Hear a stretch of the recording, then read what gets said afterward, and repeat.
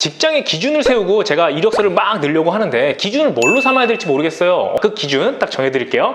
안녕하세요, 반갑습니다. 취업 준비를 즐겁게 인싸 담당자 제이콥입니다. 오늘은 여러분들이 많이 궁금해 하시는 건데요, 직장의 기준을 세우고 제가 이력서를 막 넣으려고 하는데 기준을 뭘로 삼아야 될지 모르겠어요. 어떤 회사가 좋은 겁니까? 라고 물은 질문들이 많이 있었어요. 그래서 제가 한번 찾아봤습니다. 그리고 고민해봤습니다. 생각해봤습니다. 어떤 게 좋을까요? 좋은 회사와 나쁜 회사는 없더라고요. 나에게 맞는 회사, 맞지 않는 회사가 있는데, 그렇다면 맞는 회사, 맞지 않는 회사 어떤 기준을 정할 것인가? 그 기준 딱 정해드릴게요. 자, 일단 기준으로 삼아야 되는 요소 세 가지가 있고요, 직장 기준으로 삼으면 안 되는 세 가지가 있습니다. 그리고 기타 요소가 좀 있어요. 자, 먼저 내게 맞는 직장의 기준을 삼아야 되는 세 가지입니다. 첫 번째 직무, 두 번째 연봉, 세 번째 거리예요. 첫 번째는요, 직무인데 직무 같은 경우는요, 여러분들이 가장 중요합니다. 지금은요, 직장이 어디냐가 중요한 게 아니고 직무 선택이 어떤 거냐에 따라서 여러분들 커리어가 달라져요. 그 커리어에 따라서 여러분들의 인생이 정말 어떻게 달릴지 정말 상상이 돼요. 그렇기 때문에 반드시 여러분들이 내게 맞는 직무를 선택하라 내가 말씀을 드렸죠. 선택을 했다면 메인 직무와 서브 직무 정도까지 두 가지 정도만 골라주시고요, 그곳에 맞는 직장이 되느냐 안 되느냐 그거를 선택하시는 겁니다. 만약에 내가 A라는 직장에 합격을 했어요. 합격을 했는데 직무가 나랑 맞아, 그러면 가시는 거고요. 내가 A라는 곳에 합격을 했는데 직무가 나랑 잘 안 맞아, 근데 우연히 덜컥 됐어. 될 수 있는 경우 많거든요. 왜? 운칠기삼이라 했잖아. 우연히 썼는데 된 거야. 근데 그렇다고 해서 가잖아요. 그때부터 꼬일 수도 있어요. 정말 꼬이는 경우도 많아요. 그래서 여러분들이 직장이 원하는 직장이 아니더라도 직무가 맞다면 가시는 것이 맞습니다. 그래서 좋은 직장이냐 아니냐를 고를 때 첫 번째 기준은요, 여러분들이 내가 원하는 직무가 맞느냐를 생각을 해주시면 좋겠어요. 그럼 직무는 뭘로 고르냐? 나의 강점이죠. 그렇죠? 요거는 또 다음에 알아보도록 하겠고요. 첫 번째 기준은 직무예요. 직무. 반드시 기억하세요.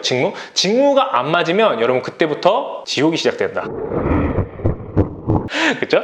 자, 두 번째는요, 연봉입니다. 연봉인데요, 이건 상당히 중요해요. 뭐 돈을 밝히냐 이게 아니고 돈 밝혀야 됩니다. 맞습니다. 돈은 우리의 삶에서 매우 중요하기 때문에 마지노선이 언제까지냐 여러분 생각해 주셔야 됩니다. 마지노선이 없잖아요. 그럼 여러분 들어가서도 너무 힘들 수 있어요. 그래서 내 꿈이지만 그걸 포기하는 경우도 상당히 많습니다. 제가 많은 친구들을 봤어요. 그 직장뿐만 아니라 직업을 선택할 때도 이게 너무나 좋아서 행복해서 평생 할 수 있을 거라고 생각했는데, 들어가 보니까 내가 정말 모셔야 되는 부모님도 있고 내가 써야 되는 돈도 있는데 거기에 턱없이 부족한 급여를 받는 직업들이 있거든요. 그렇다면 한번 고민해 봐야 되는 거예요. 우리는 행복하기 위해서 직업과 직장을 선택하는 겁니다. 근데 그런 기본적인 빵을 살 수 없다. 그렇다면 당연히 어렵겠죠. 그래서 나의 인생에 있어서 최저가 어디까지 한번 선택을 해보시면 좋을 것 같아요. 자, 근데 고민을 하실 때 이거는 A랑 B 두 가지가 됐어. 두 회사가 되는데 고민하는 기준이 된다고 하실 때 이것이 500만 원, 300만 원 이 정도 갖고 높은 데를 선택하시면 안 돼요. 예를 들어서 500만 원 차이가 난다고 봅시다. A라는 회사는 다른 건 다 좋은데 500만 원 연봉이 더 낮아요. B 회사보다. 자, B라는 회사는요,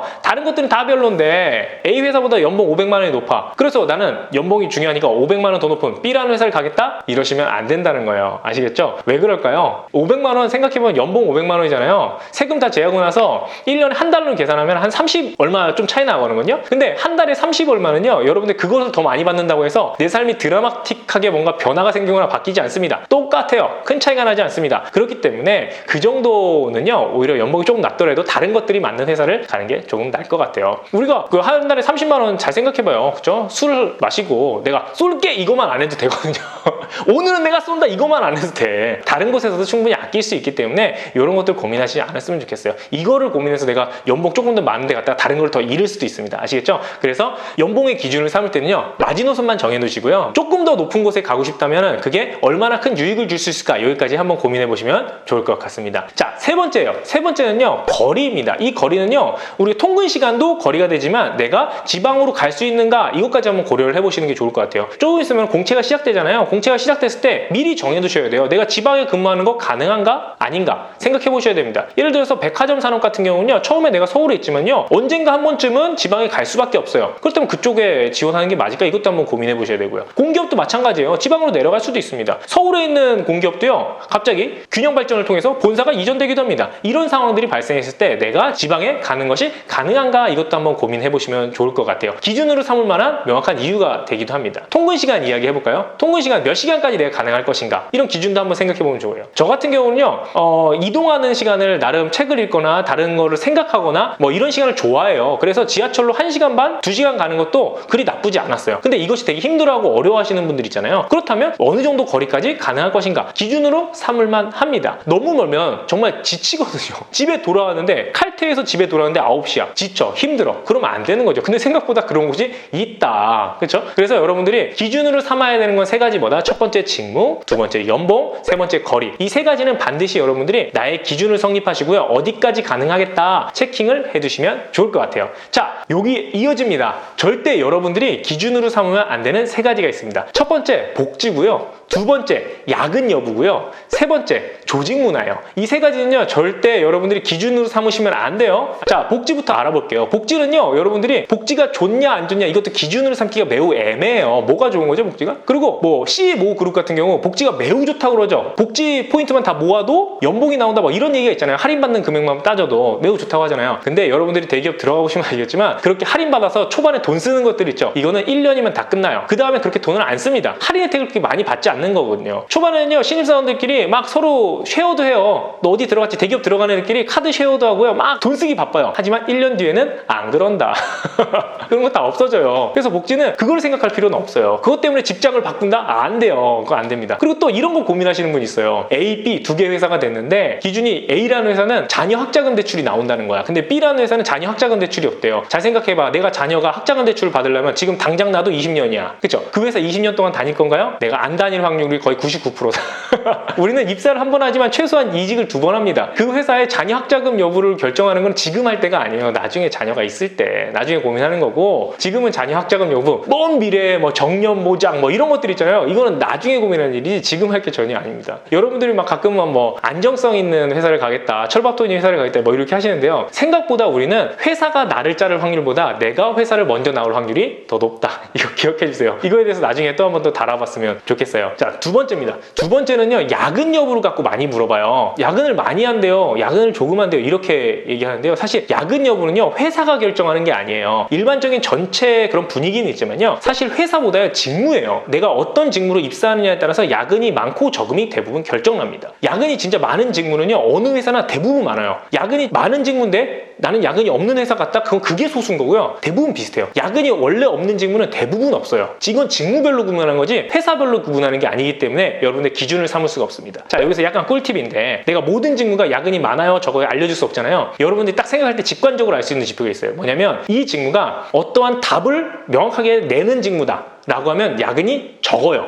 아예 없을 수는 없고 대부분 적어요. 근데 답이 없는 직무들이 있어요. 답을 계속 찾아가야 되는 거, 기획을 하는 직무들이죠, 대부분. 이런 거면요, 야근이 많을 수밖에 없어요. 예를 들어서 내가 A라는 업무를 끝내면 집에 가. 그러면 야근이 없을 수밖에 없어요. 빨리 끝내고 가면 되고 그 계획해서 플랜을 짜서 하면 되는 거니까. 근데 더 고민하면 고민할수록 더 좋은 아이디어가 떠올라. 답이 없는 직무들 있죠? 뭐라고 말은 안 할게요. 그런 직무들은요, 야근이 있을 수밖에 없어요. 왜냐면 이거는 상사 잘못 만나면요, 더 좋은 거 아니잖아 하면서 야근을 하는 직장을 고를 때 기준을 삼으면 안 되는 거 야근 여부다. 아시겠죠? 이거는 회사의 전체 방향은 있지만 직무가 결정되는 거다. 이렇게 생각을 해주시면 됩니다. 세 번째로는요, 조직 문화예요. 조직 문화인데, 조직 문화를 여러분들이 어디 사이트 들어가서 이게 조직 문화가 안 좋대요, 군대 문화래, 어쩌대요 저쩌대요, 이거 보고 고르는 경우 있어요. 이건 절대 기준을 삼으면 안 돼요. 이거는요, 회사마다의 차이가 아니고요, 이거는 부서마다 그리고 사람마다의 차이예요. 사수마다의 차이입니다. 즉 뭐냐면, 아무리 분위기 좋은 회사 가도요, 내 위에 진짜 또라이가 있잖아요. 나는 너무 힘든 거예요. 그렇죠? 여러분 아시죠? 또라이 질량 보존의 법칙이라고. 아무리 좋은 회사를 가도요, 그 또라이가 있긴 마련인데 그 또라이라는 분이 나랑 직접적으로 만나고 있다, 그럼 내가 힘들어지는 거고요. 아무리 힘든 곳이라도, 어렵다고는 하지만 사수를 잘 만나고 우리 부서장을 잘 만나면요, 정말 행복한 거예요. 이거는 부바부인 거예요. 어떤 사람을 만나냐 다른 겁니다. 그래서 여러분들이 꼭 조직 문화를 일반화해서 생각할 필요는 없어요. 나도 힘든 회사에 있었잖아요. 힘든 회사에 있었지만 어디는 정말 빨리 퇴근하고 분위기도 좋기도 하고 그랬어요. 제가 있었던 것도 너무나 좋은 분들 많이 만났거든요. 그래서 이거는 사람마다 다른 거기 때문에 절대 여러분들의 기준을 삼으시면 안 됩니다. 겉으로 보여지는 기준을 삼으면 안 되는 거예요. 아시겠죠? 가서 겪어볼 수밖에 없어요. 안타깝지만 그럴 수밖에 없다는 거 생각해 주시면 될 것 같아요. 자, 그 다음에 기타 요소. 이거는요, 좀 케이스마다 다른데, 회사의 성장 가능성, 그 다음에 사수의 여부, 이런 것들 고민 많이 하신대요. 얘네들은 사실 어떤 부분에 있어서는 삼아도 되고 어떤 부분은 삼지 말아야 되고 이런 것들이 좀 있어요. 거예요. 사실 근데 회사의 성장 가능성, 이거는요 사실 나의 여부랑 크게 상관은 없는 것 같아요. 그렇죠? 작은 기업이면 회사의 성장 가능성 매우 중요하고요. 큰 회사는 성장 가능성 이런 거 크게 안 따지셔도 되긴 합니다. 왜냐면 나는 커리어가 더 중요하기 때문에 그래요. 그래서 성장 가능성 측정도 잘 안 되고요. 그렇죠? 그래서 이거는 케이스마다 조금 달라서 기타 요소로 빼봤어요. 그리고 또 작은 기업을 가신 경우 회사의 사수 여부를 좀 묻는 경우가 있어요. 회사에 사수가 있는지 없는지에 따라 내가 가겠다 안 가겠다 이렇게 생각하는 경우가 있는데요. 이거는 생각해보면 사수가 없는 회사잖아요. 그럼 대표가 사수인 경우도 많아요. 그렇죠? 그래서 이것도 여러분들 기준이 조금 애매하기 때문에 기타로 제외해봤습니다. 여러분들 생각하는 다양한 기준들이 있을 텐데요. 제가 제안해준 것뿐만 아니라 한번 댓글로 저는 이런 기준으로 고릅니다. 이런 거 한번 남겨주시면 우리 같이 토론의 전후 즐겁게 볼 수 있을 것 같아요. 그러면 제가 정해드린 기준 삼아야 되는 거 정리해볼게요. 뭐다? 직무, 연봉, 거리. 얘네들이 기준을 삼아서 지금 픽스를 해놓고 얘네들이 맞는 거 있으면 다 집어넣는 거예요. 아시겠죠? 자, 그리고 기준을 삼지 말아야 되는 거 뭐가 있었죠? 첫 번째 복지, 야근 여부, 조직 문화. 이 세 가지는 절대 기준으로 삼으시면 안 되겠습니다. 아시겠죠? 자, 그러면 우리 취업을 항상 즐겁게 할 수 있도록 도와주는 제이콥이었습니다. 물러가겠습니다. 안녕! 자, 즐겁게 보셨다면 구독과 좋아요를 눌러주시기 바라겠습니다. 그리고 조금 더 보완이 필요하다면 싫어요 눌러서 저에게 피드백 주시면요 반영하도록 할게요. 그럼 이상 마무리하도록 하겠습니다. 안녕!